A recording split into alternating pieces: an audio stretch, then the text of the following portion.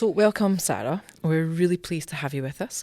This is our first Leadership Stories series that we're doing, and it's one of the Leading to Change podcasts. We're very excited about getting these up and running, so thank you for being our guest. Now, you are the Chief Officer of, now let me get this right, because I'm so used to calling you the Alliance, Health and Social Care Alliance Scotland. Is that right? That's correct. That's the official title. Excellent. So thank you for being here with us. The purpose of these podcasts is really to bring real leaders and their leadership stories from across social work, social care, health, and all of the additional organisations that work in that space. Yeah. To come and share as a real person living this role what it's like for you, your career, how you got here. I mean, can you believe you're a chief officer? Nope, not on most days. To ask you a bit about what good leadership looks like, how do you show up as a leader, and also to ask you a little bit about what are the leadership challenges that you see out here at this time. Yeah. Okay. Yeah, lovely. So can I start by asking you, for anyone who's not familiar with the Alliance, is it okay to call it just the Alliance? Yes, yeah. For those who are not familiar with the Alliance, as an organisation, you do great things and you've got a really great space in our wider landscape. Can you tell us a little bit about that, just briefly? Yeah, certainly. So originally the Alliance was set up as the Long-Term Conditions Alliance and, has always really been a collective, a collaborative organisation. We are there to represent our members. We came together initially because we recognised that there was strength in a collective voice. So we brought together organisations working together to similar outcomes, to similar change ambitions, really to represent the experiences, the opinions, the priorities of people living with long-term conditions, disabled people and unpaid carers. When we changed our name to the Health and Social Care Alliance, it was really in reflection of what you were describing, Sarah, that really it's a very complex landscape and health and social care are vitally important for people's health and well-being. Indeed. So can you tell me a little bit about that collaborative piece? Because we talk about that a lot in Leading to Change, the importance of collaboration and this idea of giving people a voice or finding a collective voice. Yeah. I mean, I think it's one of the reasons I've always stayed with the Alliance is because it aligns with my values that to make change happen, you really need to work in partnership with others. And I also think it matches what is needed in this leadership space, that we are accountable. So as an organisation, we're accountable to our members. We're working on behalf of our members on shared priorities. The things we say, how we say them, the way we work needs to be in a way which matches what our members expect of us. We are a strong network of over 3,000 members. I think what's really unique about it as well is that our membership is cross-sector. So although we're a third sector intermediary and our voting members have to be third sector, we are also inclusive of people with long-term conditions. Disabled people and unpaid carers can be individual members, and also health boards, health and social care partnerships, professionals working in health and social care can also be members as well. So I think what we do reflects the change we're trying to seek as well.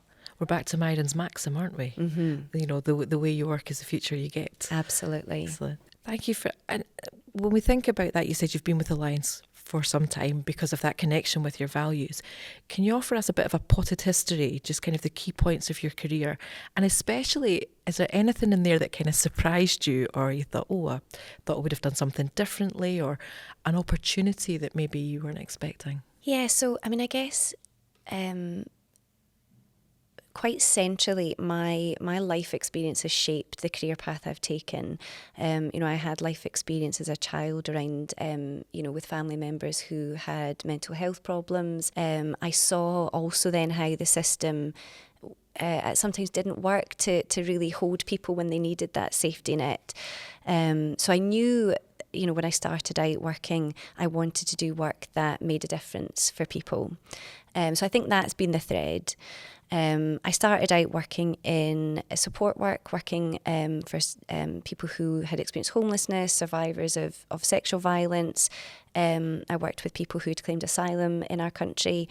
And what made me take a different track was, again, it was that realising that sometimes services worked in a way which were disconnected, where the way in which we either didn't collaborate or the gaps between them meant that people were falling through what they really needed.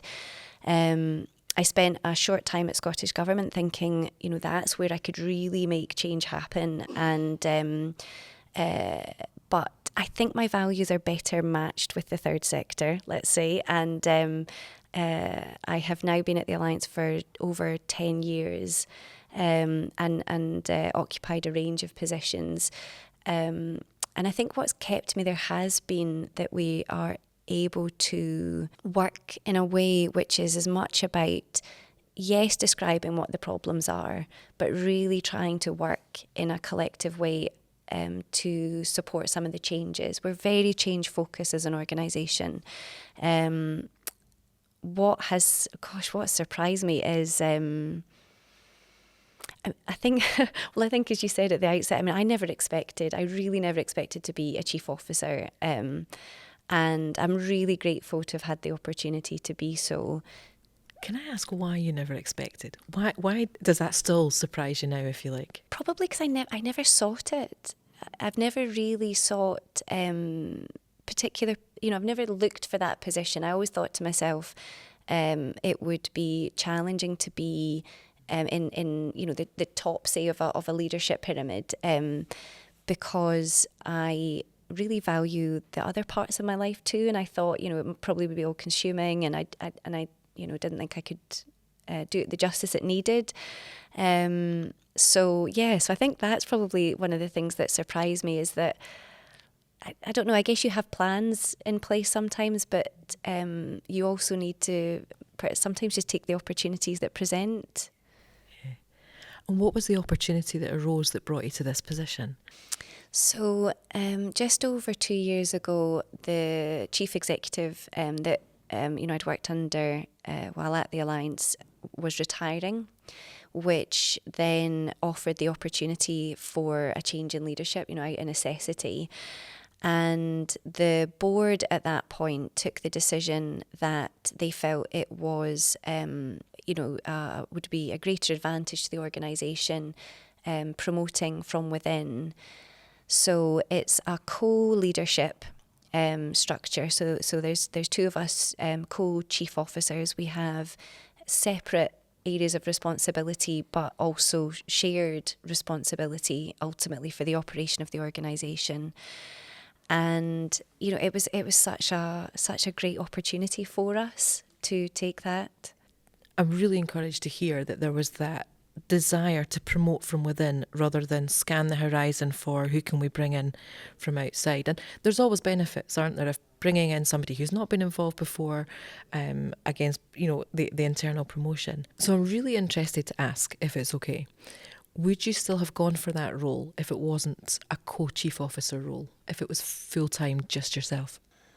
It's interesting. I suspect not. One of the things that felt more possible, taking that step, which I knew was going to be a big stretch and was going to involve learning that I'd not come across, so very new learning. One of the things that felt as though it would be more possible was knowing that there would be that everyday accountability to my counterpart, and it very much helped. We knew each other. We've worked together for by that point we worked together maybe almost 10 years. So there was a trust there. And there was a trust in each other. And that was one of the things that we said when we were discussing whether we thought we could do it, was I felt very clearly I knew she could do it. And she said, well, I feel really clearly, I know you can do it. And so, there was that humility, I think, that we brought into it.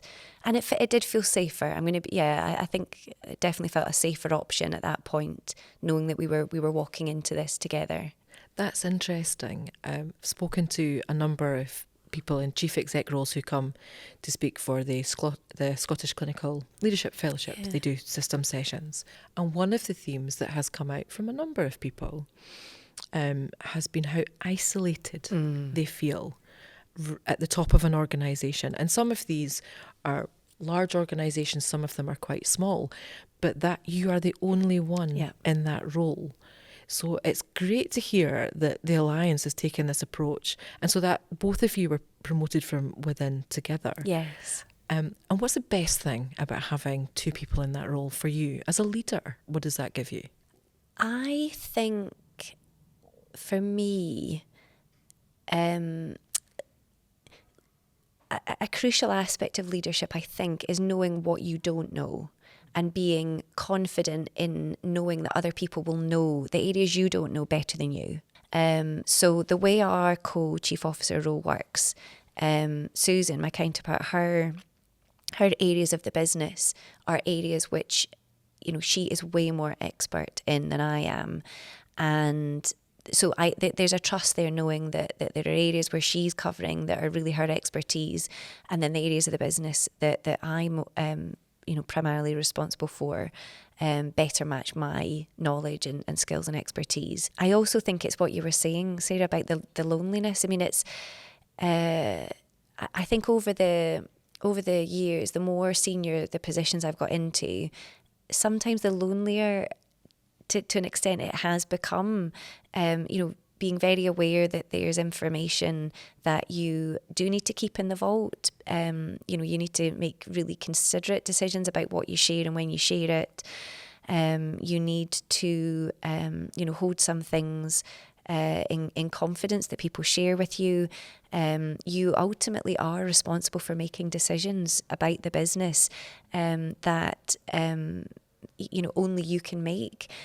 So there's definitely a mutuality that comes from this, this co-chief officer structure. There's a lot of pressure when it's coming down to, if we say, the role that you're holding together. And it's really interesting to hear you talk about those decisions that have to be made, that of course you'd be accountable for, but the weight of what can you share, what cannot be shared. And even just having one other person to have that discussion with must be helpful. In my career as a leadership development consultant, I've seen a lot of coaches being used for chief exec. So you're not a good chief exec unless you've got an executive coach, used to be the line. And essentially they weren't using that support for coaching. They were using that support to help them be able to say things out loud that there wasn't somebody else they could say them to in that role. Is there any particular leader that has inspired you that you look to for as a role model, if you like, when you think about yourself? I think that what I have found along the way is that my networks have been really important. It's one of the bits of advice I give to colleagues. When you're doing this type of change work, when you're working to try and create something new, and change is hard for us to cope with. Having networks is really important. Having people that you can go to and you can, listen and learn from their experience. You can, talk honestly and openly about challenges that you're facing. So I have learned a lot from a lot of different people along the way.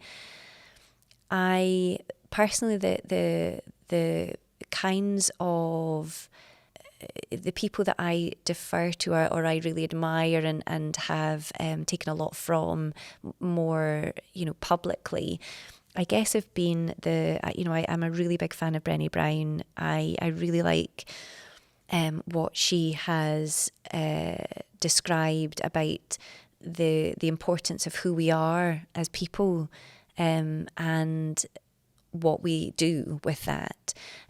So I think, I think that's really, fundamental is, we can't distinguish who we are as human beings, all of the things that make up, the living and the breathing and the dying, from what we do in our work. Those things, I think separating them is actually unhelpful.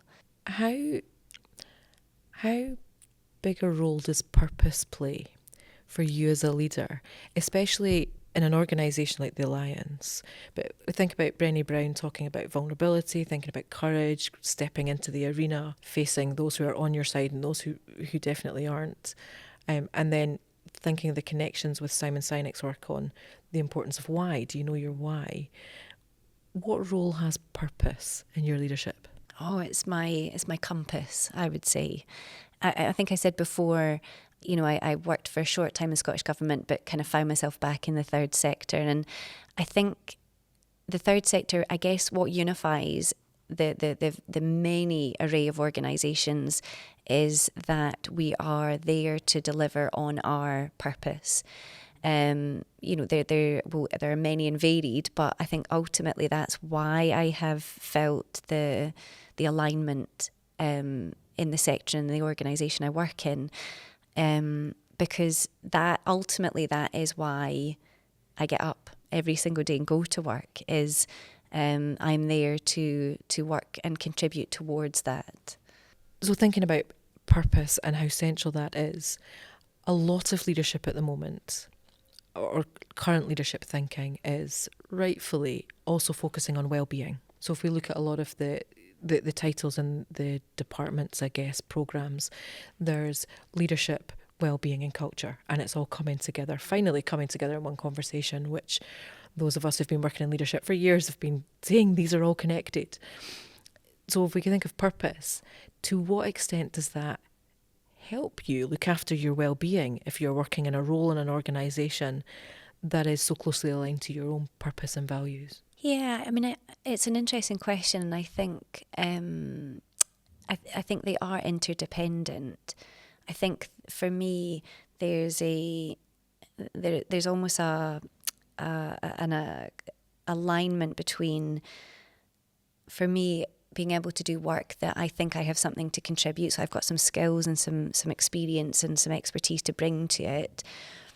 That, but also that it's needed, that it's actually contributing. So I think there's something about, I want to do it, I enjoy doing it, but equally it's needed. And I think that is, I would agree with you, I think that's increasingly becoming much more apparent in our understanding. And I think why, hopefully, we're also going to then see an improvement in more and more workplace cultures which recognise that how we do the work internally is as fundamentally important as what we're doing externally. For too often there has been a disconnect between that and almost a sense that we have to sacrifice ourselves for the work, or we have to, anything goes as long as we're delivering on the work. And actually that's not the case. That actually diminishes what we do. In terms of good leadership then, what do you think in our care environment today, what do you think good leadership should or needs to look like? And are you seeing it in places? I think for me, good leadership is being willing to step into the arena. There are so many people doing so many great things.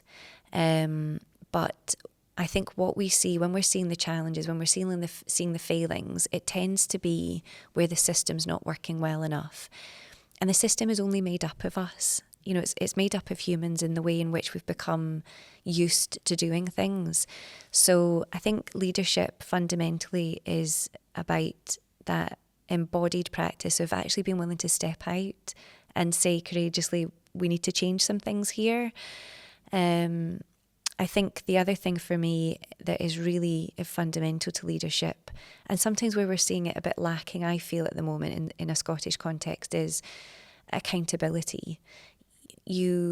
I think as a leader, you have to be willing to own and acknowledge your mistakes and your errors and where you want to endeavour to do things differently and better.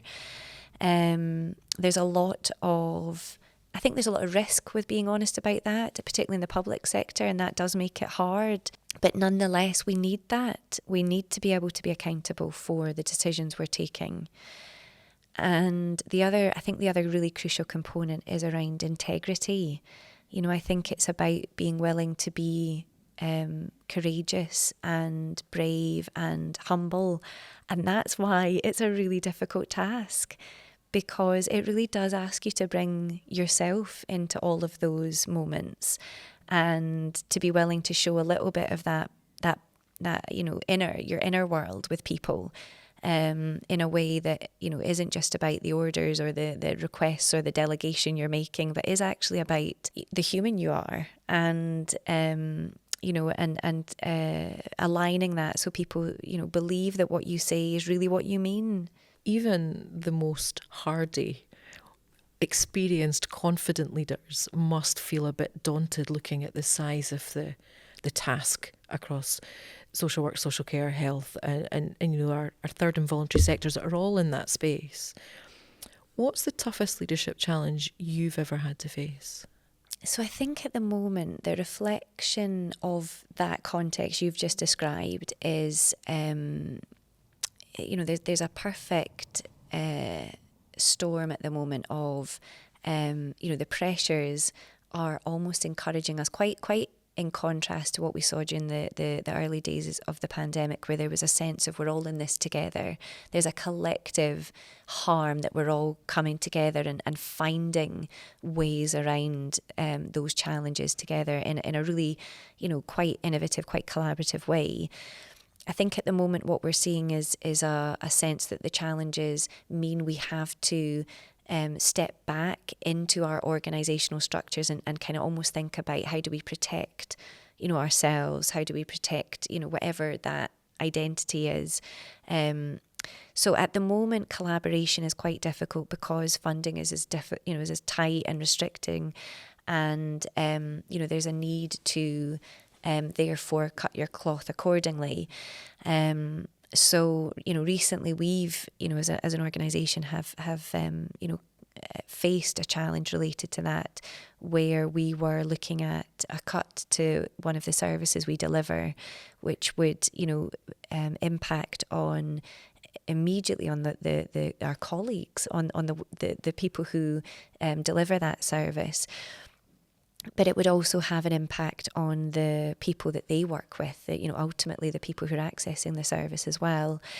And what I noticed at the time is that it's different when you have an element of distance from, a crisis. You can see things from lots of different perspectives, and perhaps perhaps be a bit more generous in your understanding of what's going on and why people are having to make those difficult decisions. When you're going through it directly and very aware of the impact it's having on people's mental health, the impact it's going to have then on their their life, their family life, their finances and everything, and just bearing witness to people's distress at that is really difficult to step back and remember that you're there to try and find the best outcome in that situation. And that doesn't just mean the best outcome for you as an organisation. And coming back to what we were talking earlier about purpose, actually being, stepping back and saying, is this a bad thing for our ultimate purpose? Is this a bad thing in terms of, we're here to try and support a Scotland where people enjoy, better health. So is that going to harm that?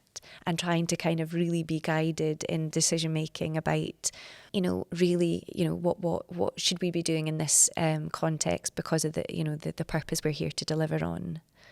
And how did you, as a leader, manage that? Because you're describing a stepping back to see the bigger picture where certain things make sense and are clear that have to happen, and then stepping into the very human side of the people who are providing the service and the people who are accessing or receiving the service. How did you, as a person and as a leader, manage to hold that? Because that must have been tearing, two different aspects tearing you apart almost, if that doesn't sound too dramatic. I think there was so there was the part of me that recognised that part of what people needed was to be able to have what they were going through acknowledged. You know, we needed to be visible. We needed to be, as a leadership team, available and willing to meet with, colleagues who were going to be directly impacted and with the uncertainty of it, knowing that it wasn't just about communicating when we had something to tell them, but really understanding that at times they just needed to know we didn't know anything further, or, this is what we're doing to try and, seek greater clarity on your behalf. We also recognised that they themselves had a role here. I mean, one of the things, particularly the kind of organisation we work in, recognising what draws a lot of colleagues to the third sector and into our organisation and similar organisations is they're also quite activist kind of personalities, as I would count myself to be. So I also myself and my counterpart, we both recognised that people also needed to have the permission to consider what roles and courses of action they could take to try and raise that this is an issue. So there was definitely, I think, a healthy bit of angry in me and frustration at seeing what felt like a bad decision that was about to be taken. And allowing that to be there, I think I think that was right and acceptable to see and to feel the experience of it. Also, I guess there was a part of me that also recognised there are things that we have direct control over, and then there are decisions we have only indirect influence over. So knowing that, that we had done everything that we could have done, for me, that I feel like I can sleep at night knowing that, we didn't leave a stone unturned. Like we're there to do everything we can within our power and influence. So, but it's quite there, at times there does feel like, it's just a sizable responsibility that you're holding. Can I ask you then what you think the greatest leadership challenge? We've covered so many things. We could pick 4 or 5 out of our conversation. What do you think is the greatest leadership challenge in our care landscape at this time? Great question. What I would start by saying is we need to keep asking ourselves that question. As a host system, as a cross-sector system, we need to keep asking ourselves, what are the really big challenges we need to be thinking about? One of the things that makes me really concerned is that the health of our nation is on a downward course. In many ways, in not just in one way, it's complex when you look into it. But fundamentally, we're not doing very well in terms of how we're caring for people's health and well-being. And I think that's individually, and I think it's collective. I think it's how we as communities, as a society feel, and then individually how we're doing, within our own health and well-being. And I think that's really concerning. It's one of our main assets. It's one of the things people talk about in their top 3, say, indicators of what matters. You ask a person what matters in terms of their well-being, their health will feature pretty highly. So that tells us also something about the well-being of our nation. And so for me, that's one of the big challenges. And I don't think it's irreparable, and I don't think it's something that we can't improve upon. But I do think, coming back to the purpose question, we have to recognise we have a shared purpose as a health sector, as a social care sector, as a voluntary sector working in and around health and social care, as one collective kind of ecosystem. You know, we have a contribution to make to this, and we have to be asking ourselves, in what ways are we contributing, and in what ways are we maybe undermining that?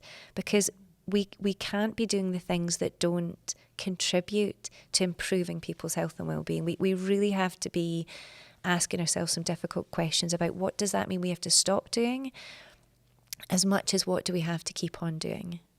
You've really got me thinking with that. In what ways are we helping, and in what ways are we getting in the way of improving people's health? There's some very scary public health predictions about the health of our nation, isn't there? And we are such a wide and complex system. Mm-hmm. There's lots of opportunities, but then how many are we not even noticing that we're standing in the way of others happening? And for me, this is a justice issue. You know, this is about, you know, where you're born, where you grow up, where you live, where you work, where you die, has a huge influence over whether you will enjoy health and well-being throughout your life course. And you know, so this is about, you know, the fairness of how our society performs as well. It's another core value we don't often talk about to that extent in leadership. We talk about being fair, but that element of justice actually running through that when we think of our cross-sector landscape. Sara, it has been a great conversation. I would love for us to talk more, and hopefully we will talk again. Thank you so much for your time Thanks today. for having me.